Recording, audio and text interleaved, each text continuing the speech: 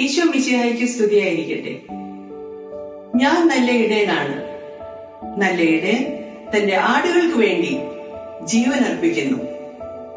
നാം ഏവരും ജീവിതത്തിൽ പ്രതിസന്ധികൾ നേരിടുമ്പോൾ നമ്മുടെ കൂടെ ആരുമില്ലല്ലോ എന്നോർത്ത് നിരാശരാകരുത്. കാൽവരിയിലേക്ക് യാത്രയായപ്പോൾ ഓർക്കുക, നിശബ്ദ സാന്നിധ്യമായി ശക്തി പകരുന്ന ഒരമ്മ അവന് കൂടെ ഉണ്ടായിരുന്നു.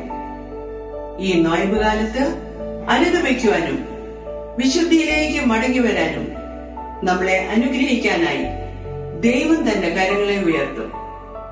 ഇന്ന് നിന്റെ ജീവിതം വിശുദ്ധീകരിച്ചാൽ നാളെ ഞാൻ നിന്റെ ജീവിതത്തിൽ അനുഗ്രഹങ്ങൾ വർഷിക്കും. വേദനിപ്പിക്കുന്നവരോട് ക്ഷമിക്കാം, അവർക്ക് വേണ്ടി പ്രാർത്ഥിക്കാം.